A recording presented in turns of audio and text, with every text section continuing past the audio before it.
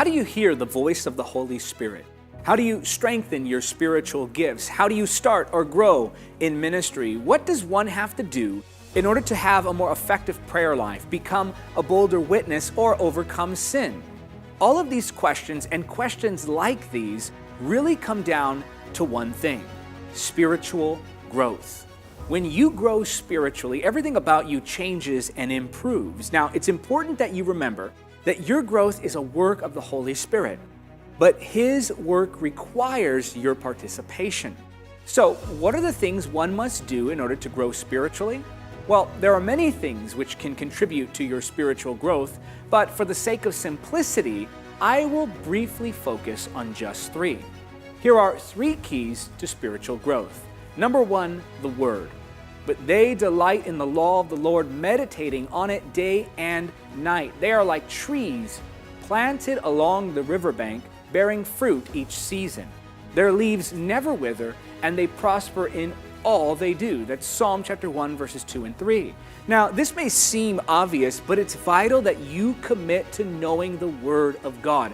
When you know the Word of God, you have a solid foundation upon which you can build your spiritual life.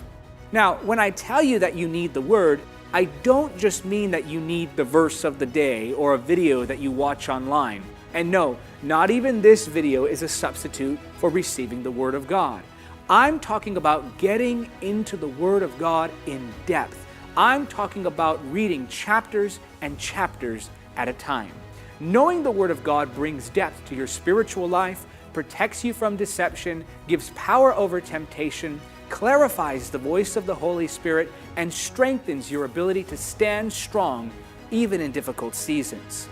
Number 2, prayer. 1 Thessalonians chapter 5, verse 17 very simply says, never stop praying. Again, this may seem like an obvious key to spiritual growth, but you would be amazed at how many believers neglect these simple acts. Looking for quick growth and shortcuts, many leave these spiritual practices undone. Prayer transforms your very being. It bends you toward the will of God and subjects the desires of the sin nature. Number 3, fellowship. And let us not neglect our meeting together as some people do, but encourage one another, especially now that the day of His return is drawing near. That's Hebrews chapter 10, verse 25. When you recognize that there is no power in a building, but that there is power in our gathering, all excuses to not gather with fellow believers begin to crumble. Think about the fact that many of the early church martyrs risked their lives just to gather with the saints. That should tell you how important it is. It's a biblical command. When you connect with other believers, you are given accountability, encouragement, friendship, and so much more. Like embers all coming together, our gathering likewise stirs a fire. Again, there are many other keys to spiritual growth, but by putting these basic keys into practice, you'll begin to see spiritual growth in your life. I encourage you to make the time for the Word of God, for prayer, and for gathering with the saints. I'm David Diga Hernandez, and that is your Moment of Truth.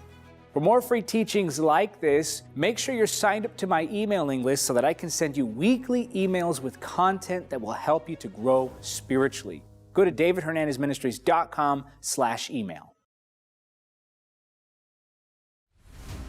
Thank you for watching Encounter TV. Don't forget to subscribe and click the notification bell. Also, help us spread the gospel of Jesus Christ in the power of the Holy Spirit. Make a one-time donation or become a monthly supporter by clicking on the donate link now.